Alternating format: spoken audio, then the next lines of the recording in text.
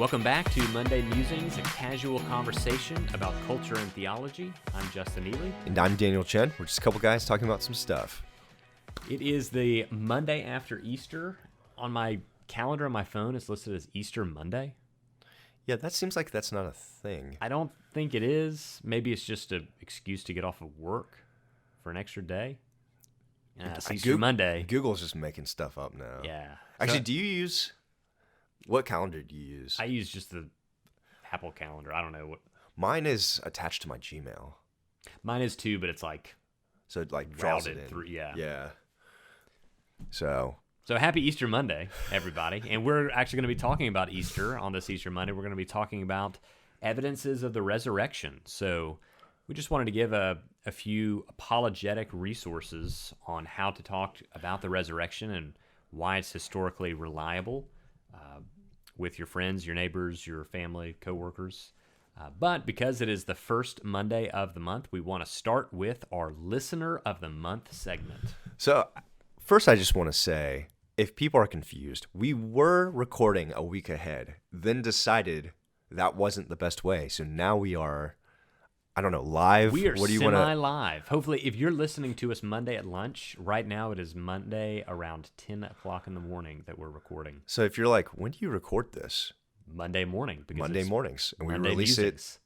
it 30 Monday- seconds after we record. Right. So, but we used to record a week ahead. I think And that was then confusing to people. It was, and life gets busy. Stuff happens. We were trying to get ahead just in case something like happened, and then we had to miss one. But then, It's just too much. crazy stuff happens in the world, and the whole plan gets screwed up, and we're like, whatever, we'll just do it every Monday. Right. So here we are. Here we are. So the listener of the month this week, or this month, is Michael Harward. So Hey. if you're listening, Michael, that's what we used to call him. So Michael is one of our really loyal and faithful listeners, but he's someone I've known. We've lived in the same neighborhood since I was 2 years old. And then we went off to separate colleges, separate lives, and then he moved back into my neighborhood down the street. It's pretty And when cool you say story. down the street, you literally mean down 8 the houses street. down. Yeah. Yeah. And That's then, amazing. I'm going to say this. If you live in the Alpharetta, Johns Creek area, you should move into my neighborhood in Mayfair. I'm just going to go ahead and throw that out Daniel's there. after you. You won't regret it. So, I mean, who would regret living by you? No one. yeah, we'll give you tons of food. That's like our thing. Yeah. We'll feed you. If you live Food, near us, we'll feed you. Entertainment, hospitality. But yeah, Michael, we thank you for being a faithful listener and a faithful member of our church. And if you don't know him yet, you should go get to know him. But we're going to post about him on our Facebook page, and you can go say hi. The Harwards are truly fantastic people. They We are. very grateful for them to have Yeah. them as members of our church. They have only been here for a few months, but man, they have already made such a difference. Right. An indelible impact, I might say. Yes. And I'll just say this one thing too. So Michael's 6'3", he's a big guy. His wife's like 5 foot. She's a petite woman. Right. And I'm like, what are your kids? What's going to happen? What's going to happen? We'll just have to see. I know. I'm like, are you going to be in the middle? Everyone's like 5'6"? Right. Or is it like one of them is going to be like his son? Is he going to be like 6'7", and one of his girls going to be like 4'9"? Just to even make it more extreme? Who knows? If you're wondering on the podcast this morning, what incentive do I have to listen to Monday Musings for the next 20 years? Well, here it is. We'll let you know how the Harvard kids turn out as far I'll tell as you height this. goes. Yeah, in in the first week of April 2041, as long as the world hasn't ended or whatever, I'm going to give you an update on how their kids turn out. So, I mean, we're talking feet and inches. We'll also do it in meters and centimeters, right, for our international audience. yeah, for your I was heard about the metric system, about how like We're the gonna world switch makes over. Yeah, the world makes fun of us, but then there's all those memes about how like we're like one of the only countries who have put someone on the moon or on Mars. Yeah, how's that for inches and feet? Yeah. Come on. Take that, planet Earth. Well, and after our Listener of the Month segment, we have to always go to the life hack. So the life hack this week, and if you listened last week, my life hack was get Publix fried chicken. Right. Right? And so what happened was we were going to get Publix fried chicken for Easter. Right. And Publix apparently is not open on Easter. Right, because they care about their employees. Yeah. Yeah. I didn't know that. It's nice. You feel convicted when you get a little mad that somewhere else is closed for Easter, and you're like, oh, wait, get my heart right. Right. So my life, we had to go to Kroger instead. Even Kroger, who is not closed for Easter. And I had to, like, sadly tell my siblings, hey, we can't have Publix fried chicken. We have to get Kroger. And you know what? It was great. We got 24 pieces of fried chicken for $15, and really we got 28 or 29 pieces of fried chicken. Just threw some extra in there. They just, like, I think he kind of felt bad that it took a little bit longer than they said it would take, and he just kept throwing chicken legs in there. Just, like, tons and tons of chicken legs. Did you go right after church? No, we went at 5 p.m. Okay, so you weren't still dressed up. No. You know, it's really tricky. You know, if you go somewhere right after church and they have really bad service and you're dressed up and you're like, I can't. Right. I gotta be kind here. Man, this guy was loading chicken into the box and he dropped like half a box of chicken on the floor. Picked it up, put it back in. I know. I was standing there, but I was like, man, I feel so bad for this guy. You could tell he was so having frustrated. a bad day. Yeah. Oh, That's man. rough. But I'll tell you what. First of all, it was $5 for 8 pieces of chicken, which is a life hack in itself. Amazing. But you know, like Publix has a distinct flavor of fried chicken. Right. So Kroger obviously doesn't use the same seasoning, so it doesn't taste like Publix fried chicken, but it just tastes like a standard, like normal fried chicken. It's Sure. really good. Yeah. I was really impressed. That's awesome. And so because we promoted them, we have to demote someone. And so today I'd like to demote Subway. Oh, yeah. Eat fresh. Talk about the most hypocritical slogan known to mankind. You know what my biggest thing is? Your price per meat ratio is terrible. It's so expensive now. A sub is like $8, $8.50 at Subway. Yeah. And you get like 3 little pieces of ham or whatever. And you know what the worst thing about Subway is? When you go in and you come out, you smell like it the rest of the day. You do. You're not getting that smell How does off. it? How does smell just stick on you like that? Yeah, Subway's going to get you. You smell like Subway. So if you like that smell, I mean, just for go it, I in for guess. 5 minutes and come out. You don't have to buy anything. I mean, if you like that smell, maybe see a therapist because there's something wrong with you. I mean, it's just not, it's not fresh. It's nasty. So Subway, be better. Do better, Subway. I think that's our new catchphrase. Be better, do better. All right, well, this morning we want to talk about the historicity of the resurrection, evidences of the resurrection, why we can trust the accounts in the scriptures as true. Over this last week, I read Tim Keller's newest book, Hope in Times of Fear, The Resurrection and the Meaning of Easter. Those of you listening know that I love Tim Keller's writings, really appreciate him. This is a great book on the resurrection. He doesn't spend a long time talking about evidences of the resurrection. It's just one chapter. Can I just interject before you go? Go ahead. If people are wondering if Justin's a robot, the answer is yes. He worked a whole full week of work, like filmed multiple hour-long videos for our like institute to train people at our church, like on different things. And he read a whole book. How many pages is that thing? It's not too bad. It's like 200 pages. I'm like, I know one of our elders was like, when do you sleep or whatever? It's like, how do you have time to do this? I don't know. So if you're wondering, I also don't know. Because Justin's reading like, I mean, you have D group and all this stuff. You're reading like 5 books right now. How did you finish a book? I don't know. I was like, I want to. Well, okay. Here's how it happened. I heard Eric Erickson on the radio say that he read it in a day. So I was like, oh, it's a short book. So I just ordered it on Amazon. I was like, I'll read it in a week. And then it was like, this isn't as short as I thought it was going to. But he said he read it in a day. So I feel like I have to read it in at least a week. So it was my competitive nature jumping out. But it's a good book on the resurrection. He spends one chapter on why we can trust it. And then he talks about really how it applies to your life. And a lot of times we don't spend too much time on the resurrection like that. So I'd really recommend it if you're wondering what my book of the month is going to be like next week. It's probably going to be this book. So sorry to jump ahead of myself. But in the chapter called Certain Hope, he gives 4 evidences for the resurrection that we want to talk about just for a few minutes and go through. He quotes a lot of different scholars on this, and he talks a lot about N.T. Wright's book, The Resurrection of the Son of God, which apparently is this really big academic work talking about the historicity of the resurrection. But the first thing Keller points out, first evidence of the resurrection, is that the tomb was empty. He notes that in the gospel accounts, they don't just say that Jesus was died, but that also that he was buried. And so everyone in Jerusalem, the execution of Jesus was a very public event.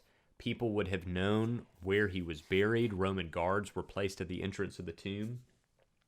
And one of the things that we don't see in any first century accounts are any arguments that the tomb was still occupied, right? So some people would say, well, his disciples stole the body.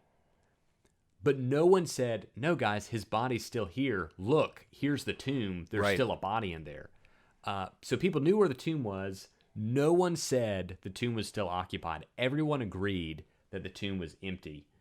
And if that's the case, you really have to do something with that. Right.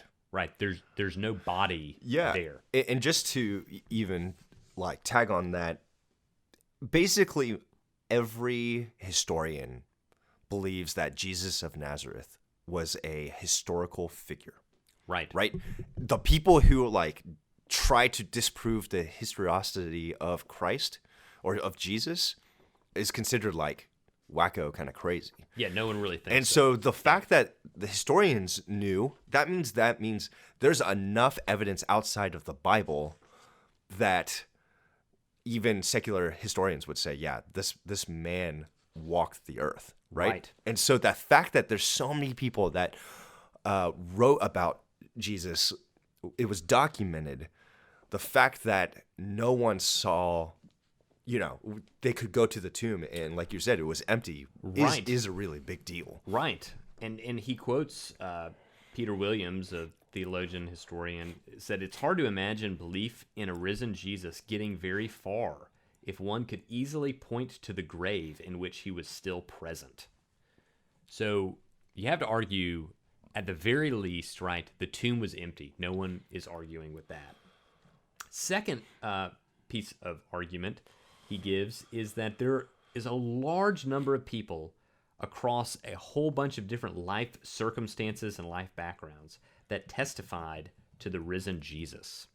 He quotes again Peter Williams in this area, and I just want to read from him. He talks about all the different people that the risen Jesus appeared to. Peter Williams says this: the resurrected Jesus is recorded as appearing in Judea and in Galilee, in town and countryside, indoors and outdoors, in the morning and in the evening, by prior appointment and without prior appointment, close and distant, on a hill and by a lake, to groups of men and groups of women, to individuals and groups of up to 500, sitting, standing, walking, eating, and always talking. Many are explicitly close-up encounters involving conversations. It is hard to imagine this pattern of appearances recorded in the Gospels and early Christian letters without there having been multiple individuals who claim to have seen Jesus risen from the dead.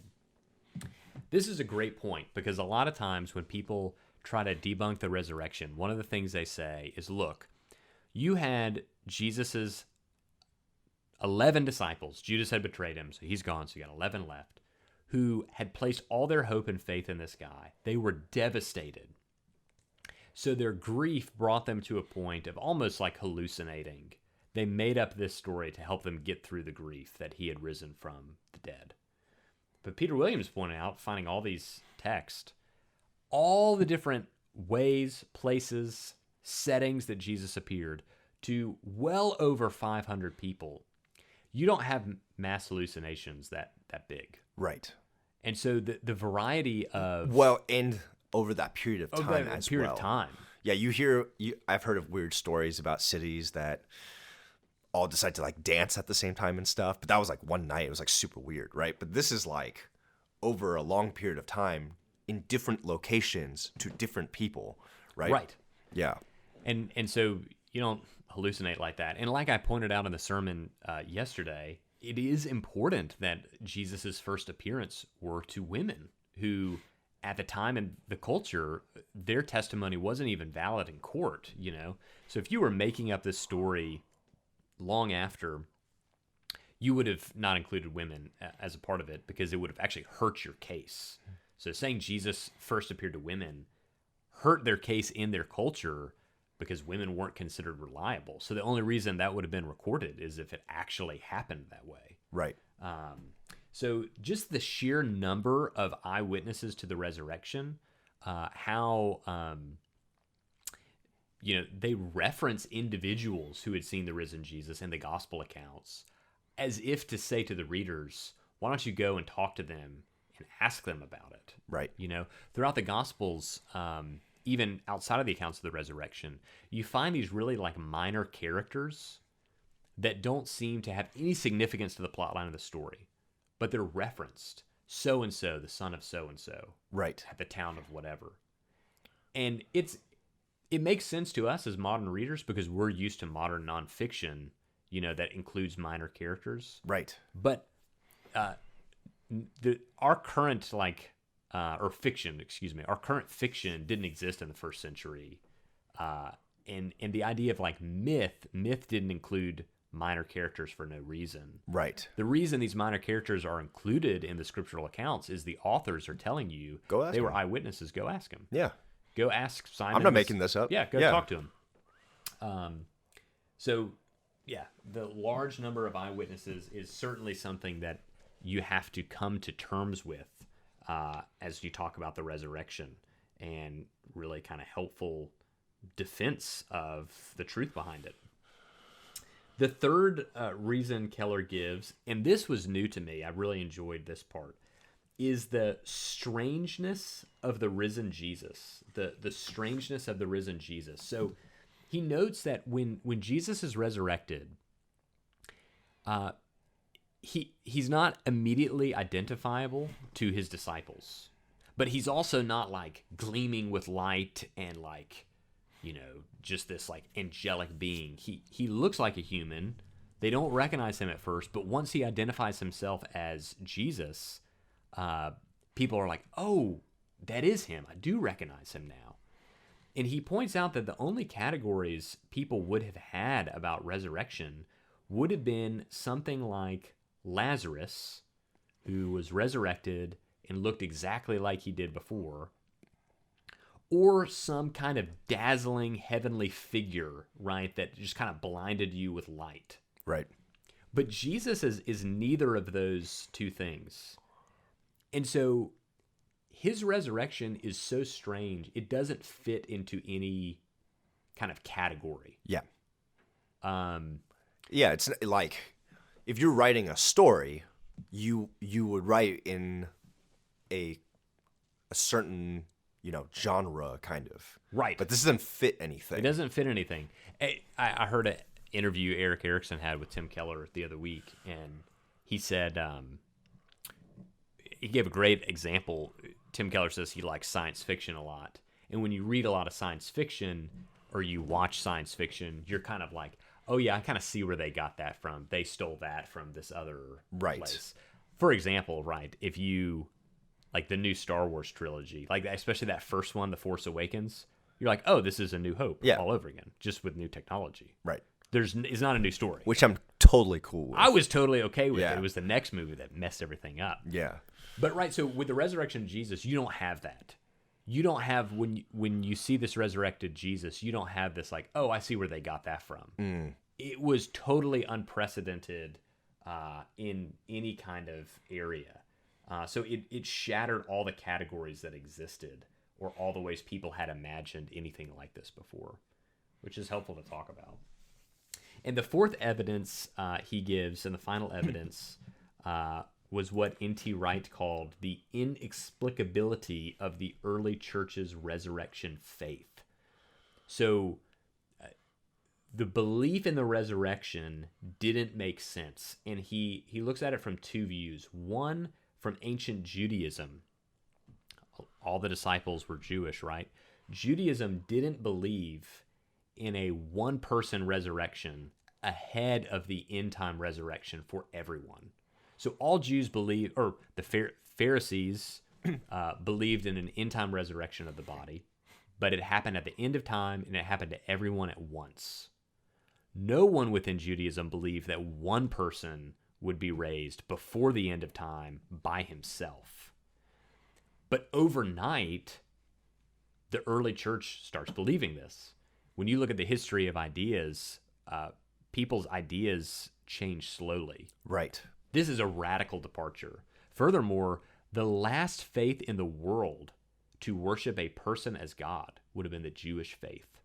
But overnight, you have Jews worshiping Jesus as the resurrected God. But then he looks at it from the angle of paganism. And this is an interesting quote from N.T. Wright. Ancient paganism contains all kinds of theories, but whenever resurrection is mentioned, the answer is a firm negative. We know that doesn't happen. Huh. That was news to me. I would have assumed kind of pagan culture would have bought into resurrection. Right. But N.T. Wright, a historical scholar, saying no, that it was not part of their thought categories. So you have to, if you're, a doubter in the resurrection, you have to come up with a better explanation for how the early church existed. Right. And the resurrection really is the best explanation of it. Right. It just doesn't make sense where it came from. Yeah, I always heard too, one of the most convincing arguments is that Jesus' brother James said that he was God. He's like, you think about calling one of your siblings God, you're like, no. Yeah, what would it take? Right? For you to call your sibling God. It's You never do it. Yeah. Even if your sibling was God, which is impossible, but even if your sibling was Yeah, God. still no. You Just to spite you. Right. Yeah. Like, but the fact that James calls you, I mean, what a testament. You know what I mean? Right. And we also, we talked about the Chuck Colson quote on the resurrection. Chuck Colson was involved in the Watergate scandal and became a Christian afterwards.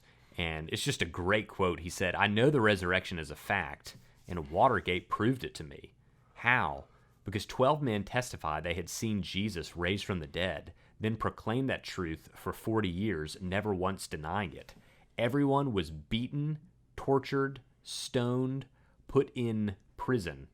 They would not have endured that if it weren't true. Watergate embroiled 12 of the most powerful men in the world, and they couldn't keep alive for 3 weeks.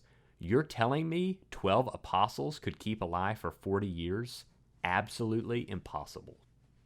Amazing quote. Amazing quote, but great point. Right. And I think too, sometimes, I've had this thought, don't like these, even currently, some Islamic extremists believe so much that they will go do these crazy, self-bombings or whatever. Right.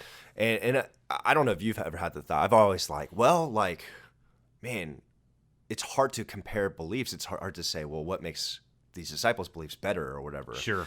But I think as I think about it, what was convincing to me is that if I understand it right, these extremists believe that there's some huge gain that they get Right. in whatever Islamic heaven. Yeah. But the Christian faith doesn't say you have to go hurt people or do these things. You don't have to go to prison in order to get gain in heaven. Right. Right? What reason did these disciples have to get beaten, crucified, put into prison? That's a great point. There's no benefit, there's no extra benefit for them to go through that. Right. Right? And when you see these other people that I've thought about that have quote unquote such strong belief that they go do something, really, honestly, the disciples and Christians are the only ones that I've seen that are like, they just did it because it was true. That's Right. it. That was the foundation of why they did this, because they saw the risen Christ and said, "Wow, Jesus is testify who what I he saw." says Yeah. he is. I can't but speak of what I've seen and heard. That's it. Right? There's no gain. There's no gain of like, I think I'm going to like. There's nothing in Acts that says if you get thrown in prison, you'll get extra whatever's in heaven or whatever. It's like, Right. no, it's true. I have to talk about this. People have to know about this. Absolutely. And it wasn't just the 12 disciples. It was hundreds and thousands, almost like you said, overnight. Yeah. And it wasn't like a slow roll. It exploded. Right. Yeah. Yeah. No. So, we'd say if you're a skeptic and you've got a lot of questions about the Bible and you're like, how could a man be swallowed by a whale or a fish, Jonah, and how could God create people out of the dust, and all the war in the Old Testament? Like, you have a lot of like biblical hangups, issues that you have with the Bible. I would say all of those are very important questions. Right. And there are probably answers to a lot of those, maybe not all of them. But if the resurrection isn't true, none of those things matter anyway. Right. So I would encourage you, if you're a skeptic and have issues with the Bible, I'd say focus on the resurrection first. And if that's not true, well, then who cares about the fish and Right. stuff? But if that is true, that means that there is an answer to those things for you in the scriptures. Right. And we have every reason to believe the resurrection is historically true and personally life-changing. Right. And if you are a Christian, I'd say, use this to bolster your faith, and to have confidence as you witness and share with other people that there are great rational reasons for believing in the resurrection. Rationalism certainly doesn't save you, but we don't have an irrational faith. We have a God who makes sense, and the resurrection makes sense, and we have firm ground to be on with the resurrection. So as you're sharing the gospel with friends and neighbors and coworkers, I just want to encourage you, highlight the resurrection. Right. Make the resurrection of Jesus, of course, the cross, Right. but the resurrection of Jesus central in how you share and argue for the truth of the Christian faith, because it's solid ground to stand on. Yeah, and I just add to that too, understanding the historical redemptive narrative, which is basically, the whole Bible is telling one story, right? And simply put, it's creation, fall, redemption, restoration, right? So Right. God created the world, everything was good, we sinned against him. After our sin, God is preparing a way for the redeeming of his people, leading through, you follow Israel all through the Old Testament, all the way until Christ. Then the linchpin, the cornerstone of this whole Bible story is Jesus, right? Yeah. It's his life, death, resurrection. The resurrection being the thing that is, like we've been talking about, that proves all of it. Yep. Right? And then the rest of it is saying, okay, there's this restoration piece. What does a restored relationship with God now look like now into eternity? Sure. And even with the fish in Noah's Ark or whatever, what I want to say is this. It's important because the Bible talks about it. Absolutely. But the Bible is not about a fish swallowing a man. Does that make sense? Right. And but so if you're a skeptic listening, it's easy to flip it on its head and to say, well, I can't get past the fish swallowing a man. What about this? What about this? I'd say, well, the Bible's not about a fish swallowing a man. Like, It's about a dead person being raised to life, and if that can happen, a fish can swallow a man. yes. And so I would suggest make the big things the big things. Start with the big things. Try to figure out the small things Right. later. Because if you just focus on the small things and you miss the point of the big thing, Yeah. of course, if you feel like you're wasting your time, I'd say you are wasting your time. Right. That's why it feels like that. Right. Because you're taking something that's small in the grand scheme of things, right? I'm not saying it's unimportant. It's in the Bible, so it's important. Right. But really, it's about the whole thing is leading to Christ, and it's about Christ, right? Yeah. And it's about God, and it's God and his redeeming story, right?